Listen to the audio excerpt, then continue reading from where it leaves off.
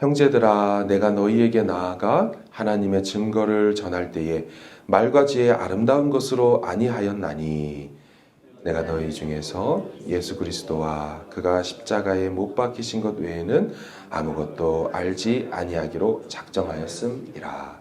내가 너희 가운데 거할 때에 약하고 두려워하고 심히 떨었노라.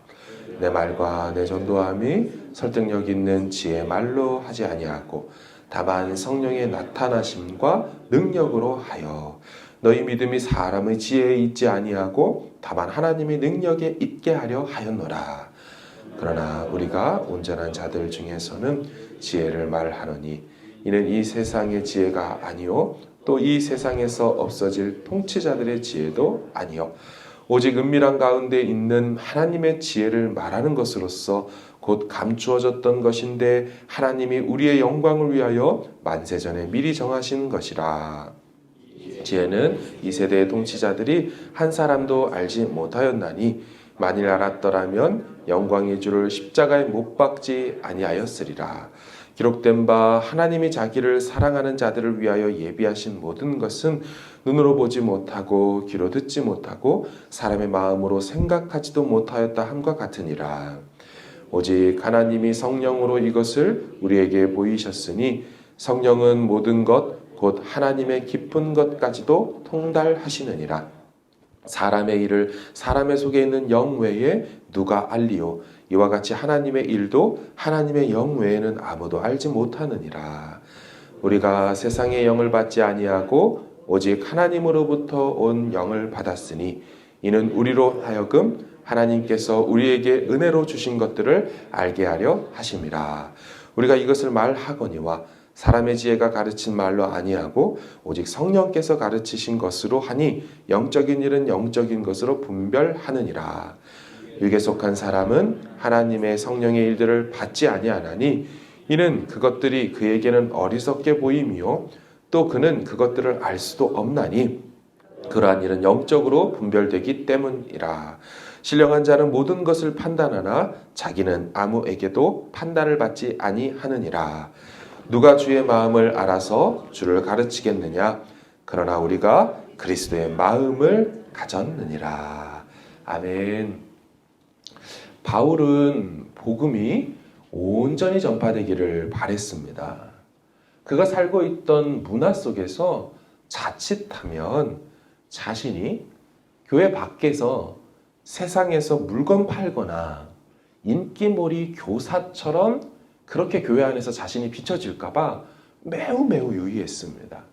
왜냐하면 상당히 비슷한 양상을 띠고 있는 게 많았기 때문이죠. 이는 전하는 방식이 잘못된다면 전하는 내용마저도 오해당하고 오염될까봐 바울이 의도적으로 그 복음이라는 내용물을 잘 지키고 그대로 전하기 위하여 매우 신경 썼다는 걸 알 수가 있습니다. 당시 유명한 문구가 있었습니다. 고린도인처럼 말하네. 저 사람 고린도인처럼 말하네. 이 말은 매우 말을 잘한다의 당시 수거적 표현이었습니다. 그래서 고린도 사람들은 자부심이라는 게 있었습니다. 우리는 어느 지역 사람보다 말을 참 잘해. 그 수사학의 도시가 고린도였습니다. 언변, 화술 이런 거에 능했던 사람들이 모여있는 곳입니다. 나중에 고린도전서 12장, 13, 14장을 가보면 은사장 아닙니까? 수많은 은사들이 나옵니다. 근데 그 중에 교회 내 문제가 가장 크게 되어서 많은 은사 중에 주목받아서 바울이 다루고 있는 그 은사가 뭡니까? 병 고침의 은사가 아니죠. 방언 은사, 언어 관련된 은사, 그거에 다룹니다. 왜 그렇습니까?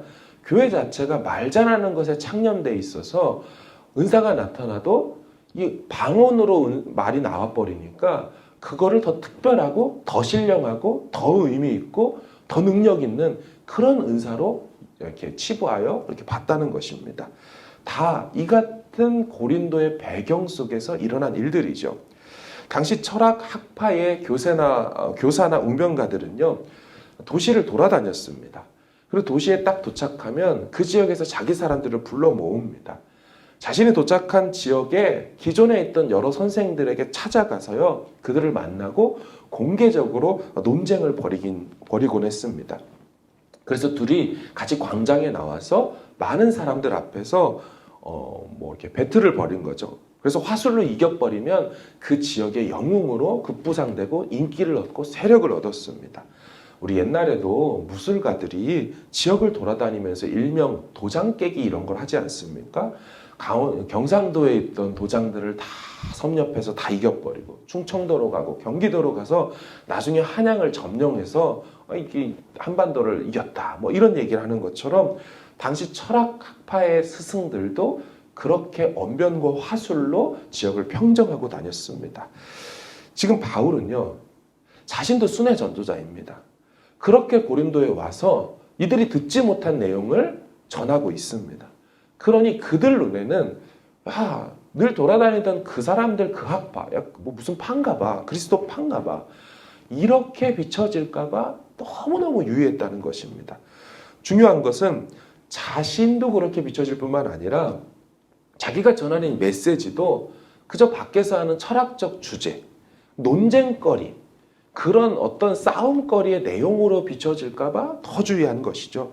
그래서 바울은 이렇게 의도적으로 했다라고 말을 하지요. 1절을 보시면 형제들아 내가 너희에게 나아가 하나님의 증거를 전할 때에 말과 지혜의 아름다운 것으로 아니하였나니.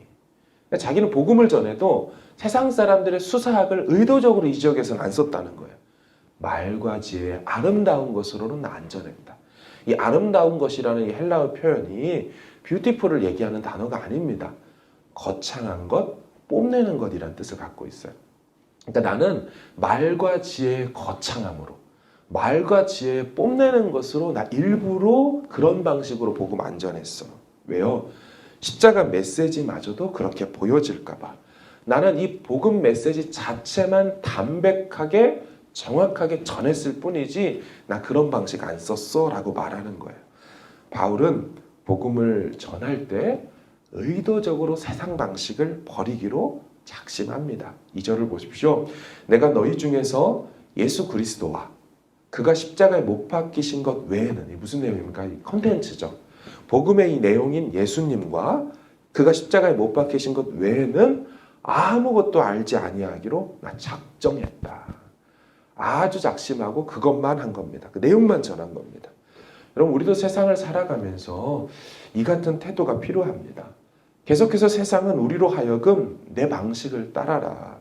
이렇게 해야 더 잘 된다. 세상 모두가 하는 방식 너는 왜 교회에서 안 하냐?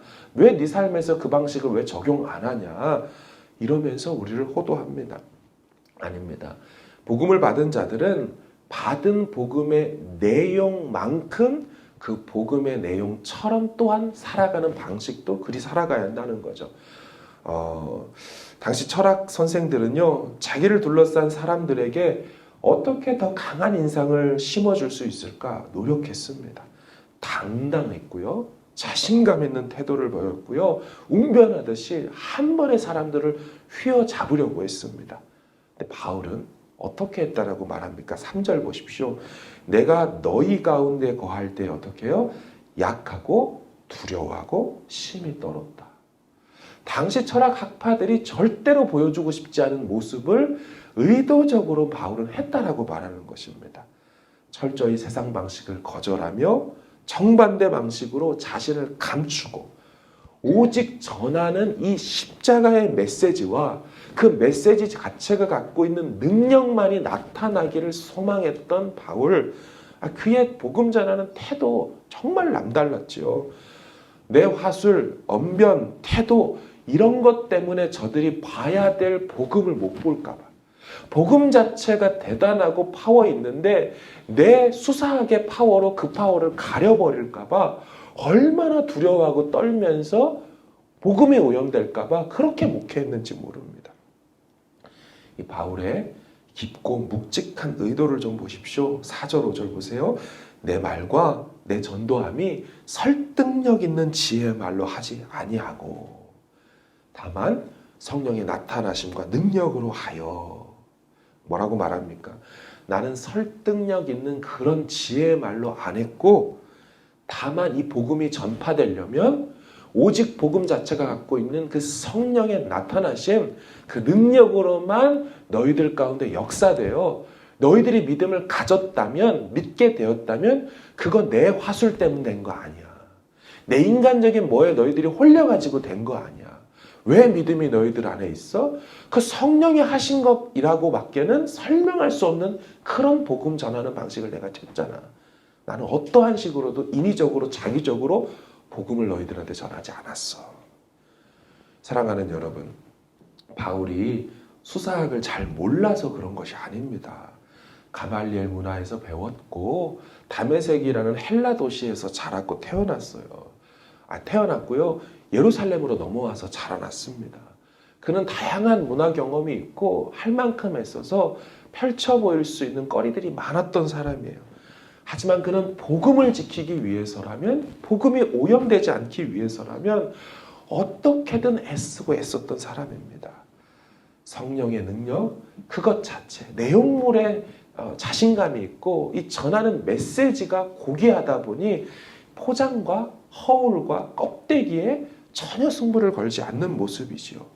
성령의 역사, 그것이 있으니 어떤 식으로 하지 않아도 반드시 믿을 사람은 믿고 돌아올 사람은 돌아오고 꼬꾸라지고 회개할 사람은 회개한다. 난 다른 방식 목회에서 안 쓰겠다.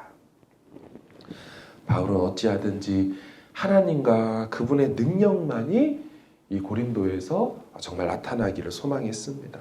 그는 듣기 좋은 말을 전하는 사람이 아니라 들어야 할 말을 전했습니다. 자신이 드러나고 주목받기를 원하는 게 아니라 그리스도가 주목받고 드러내지기를 원했습니다. 삶에서 늘 예수와 하나님만이 드러나길 소망했죠. 말씀을 준비하면서 스스로 계속 점검이 되었습니다. 바울이 고린도에서 목회하는 방식과 지금 내가 뉴질랜드에서 목회하는 방식은 얼마나 많은 괴리감이 있는 것인가. 계속 울림이 되었어요. 나는 설교와 사역과 신방 후에 성도들의 마음에 무엇을 남기는 사람일까? 성도들은 설교를 들은 후에 주님을 더 바라볼까? 나와 혹 다른 것을 집중하고 떠올릴까? 사역에 은혜를 주셔서 역사가 일어났을 때 그 역사하심에 내가 슬그머니 손을 올려 내 손도장을 찍으려고 하는 것은 아닐까? 저기에 별이 있다고 가리키는 손가락이 되어야 할 텐데 이 내 손가락을 좀 봐달라고 몸부림치고 애쓰는 모습은 있는 게 아닐까? 사람들이 배달된 택배 내용물에 관심을 갖고 그 택배 내용물을 꺼내보고 누리고 즐거워하고 감사해야 되는데 배달원이 나 좀 봐달라고, 내가 지금 당신들한테 오지 않았냐고 영적인 주객전도를 일으키는 사역자는 아닐까?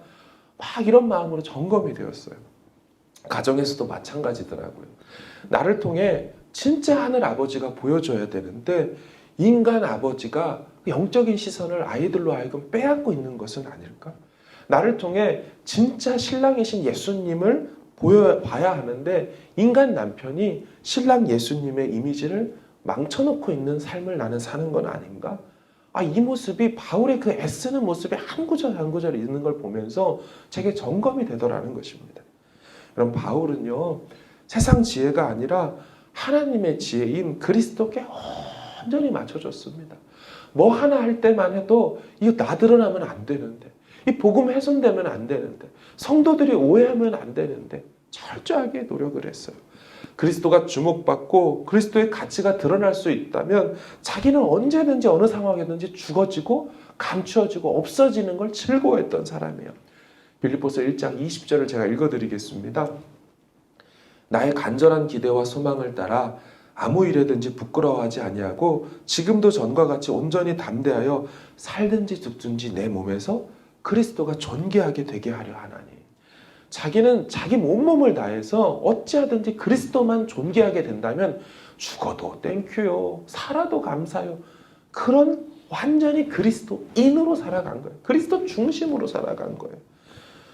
세상은 성령을 알지 못했고 성령을 받지도 못해서 성령이 하시는 일, 성령이 무엇을 조명하고 있고 성령이 누구를 가리키고 있는지 관심이 없습니다. 고린도 교회 문제가 무엇입니까? 이 성령을 받았거든요. 그 성령은 하나님의 일을 다 통달하고 꿰뚫어보고 무슨 뜻인지 다 분별해낼 수 있는 성령을 받았단 말이에요. 근데 그 성령 받은 그 고린도 성도들이 뭐 하고 있어요? 성령이 바라보고 있고 조명하시는 그리스도를 쳐다보지 않고 세상 방식으로 사람 중심으로 모여서 세상 방식으로 성도의 삶을 살아가고 있는 거예요. 바울이 그래서 그 뒷부분을 다 얘기하는 겁니다. 성령이 어떤 일을 하는 줄 아냐?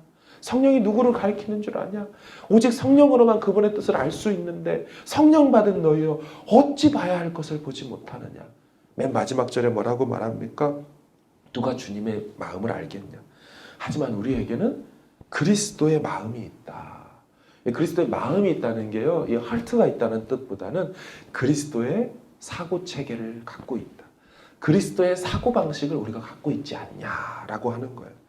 그러니 고린도 교회 성도들이요, 하나님의 마음이 무엇인지 알고 하나님 무엇을 원하는지, 복음의 본질이 무엇인지 지혜의 말로 해결되는 게 아니고 세상이 좋아하는 그런 언변수사하게 창념하지 말고 성령의 나타나심과 그 능력을 바라봐라. 그것으로 문제 해결하고 그걸 통하여 이 교회의 나님들과 깨어진 여러분들의 윤리적 그 삶들을 회복해야 될 거 아니냐. 이게 교회고 이게 영적 가족됨을 누리는 거다. 성령을 받은 너희여 성령의 뜻대로 살아가십시오. 그리스도의 사고방식으로 살아가십시오. 하며 이 장을 마무리하는 것입니다. 이런 체계, 이런 태도, 이것으로 오늘 또 하루를 살아갈 수 있는 저와 여러분 되어지길 주의 이름으로 축원합니다. 같이 기도하기를 원합니다.